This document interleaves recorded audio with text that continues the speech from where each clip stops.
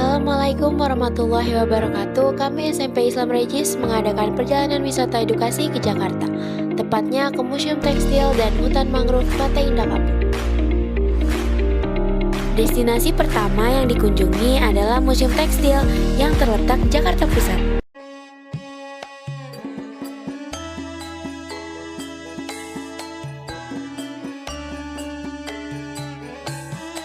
Indonesia memiliki beragam kekayaan baik alam maupun budayanya sejak ratusan tahun silam. Seperti halnya batik yang telah menjadi harta berharga Nusantara. Oleh karena itu, Museum Tekstil dijadikan tempat untuk menyimpan banyak koleksi kain khas Indonesia. Di sini kami fokuskan untuk kain batik saja. Salah satu contoh batik di sini adalah batik pagi sore.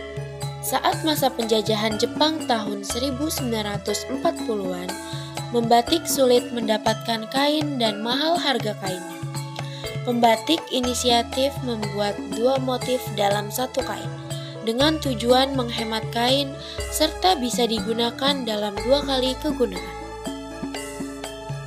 Di sini kita juga bisa melihat batik-batik dari berbagai daerah secara digital.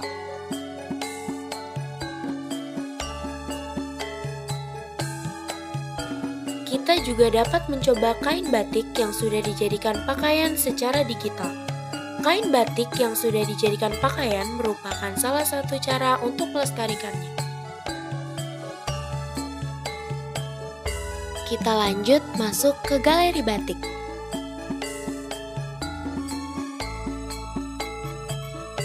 Di galeri batik ini kita bisa mengenal alat dan bahan untuk membuat batik. Ini ada bahan pewarnaan alami yang nanti akan kita jelaskan di Taman Pewarnaan Alam. Lalu ini adalah motif-motif cap batik. Serta ada canting dan berbagai kompor untuk melelehkan lilin malam. Batik sudah mengalami kemajuan. Tak hanya digunakan sebagai pakaian, batik juga dapat digunakan untuk desain interior, berbagai furniture, dan lain-lain. Lalu kita masuk ke Taman Pewarnaan Alam. Di sini ada berbagai tumbuhan yang bisa dijadikan bahan pewarnaan kain batik.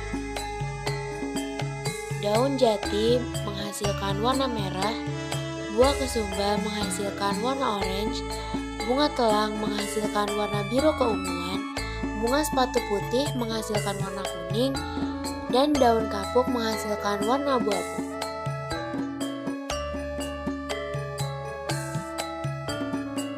Selain tentang batik, di museum ini juga ada 3 macam alat tenun yang digunakan untuk membuat kain. Nama alat tenun tersebut adalah yang pertama, gedogan. Nama gedogan diambil dari suara yang dihasilkan dari mesin tersebut. Selanjutnya ada alat tenun mesin dan alat tenun bukan mesin.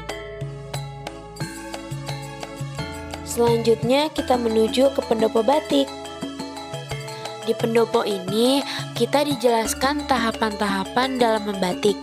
Selain itu, kita juga diberi kesempatan untuk mempraktikkannya secara langsung.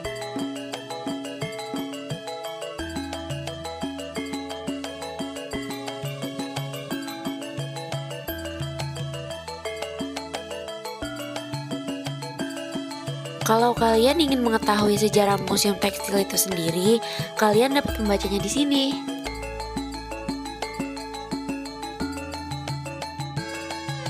Demikianlah penjelasan dari kami. Kita lanjut ke destinasi selanjutnya. Destinasi selanjutnya adalah Hutan Mangrove Pantai Indah Kapuk.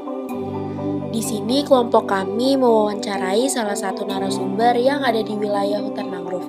Mari kita saksikan. Aku dan Elisa Fitriani, panggilnya L. KL. Untuk luas hutan mangrove ini berapa ya? Luasnya itu 99,82 hektar. Dari depan.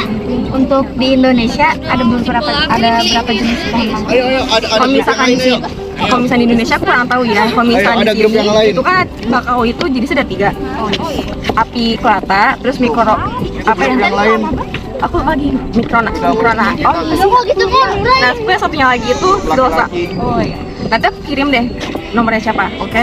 Nah terus ada jenis lagi namanya api-api. Api-api itu yang samping-samping yang tadi loh. Oh iya. Yang apa tuh akarnya tuh yang ke atas.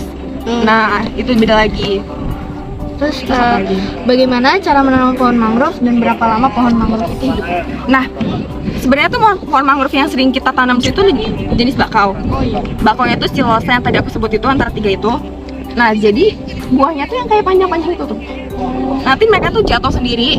Nah yang bawah yang jatuh itu tuh nanti kita ambil buat dipipihkan. Nanti cara tanamnya di sana. Boleh cara tanamnya kita jelasin di sana aja. Udah? Kalau misalnya hidupnya berapa lama?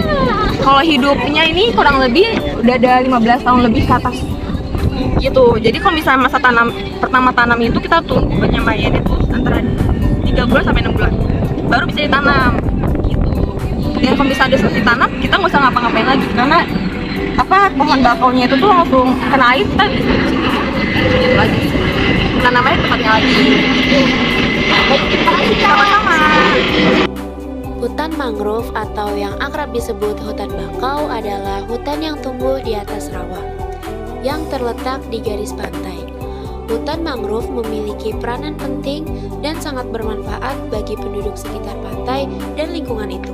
Manfaat hutan mangrove antara lain adalah sumber penghasil kayu, pencegah erosi dan abrasi, sebagai objek wisata edukasi yang menawarkan keindahan vegetasi dan satwa dengan perjalanan mengitari hutan mangrove. Hutan mangrove juga berfungsi sebagai tempat hidup aneka ragam satwa. Karena keberadaan hutan mangrove sangat bermanfaat, baik dari segi ekonomis, fisik, maupun segi ekologis, maka diperlukan adanya pelestarian hutan mangrove dengan cara menanam pohon mangrove di pesisir pantai. Penanaman pohon mangrove itu sendiri memiliki beberapa tahapan, antara lain pengumpulan buah mangrove, penyiapan bibit mangrove, pemilihan bibit mangrove, serta persemaian bibit mangrove. Untuk pertumbuhan mangrove sendiri dihitung dari daun yang tumbuh. Setiap sebulan mangrove akan menumbuhkan 2 helai daun. Biasanya bibit pohon mangrove akan dipindahkan ke rawa ketika sudah berumur 3-4 bulan. Sekian penjelasan singkat tentang hutan mangrove Pantai Indah Kapuk. Semoga dengan dibuatnya video dokumenter ini membuat perjalanan edukasi SMP Islam Regis ke Museum Tekstil dan Hutan Mangrove Pantai Indah Kapuk menjadi perjalanan yang tidak terlupakan, serta memberikan kita wawasan warisan budaya batik dan konservasi pantai hutan mangrove. Sekian dari kami, wassalamualaikum warahmatullahi wabarakatuh. Bye bye.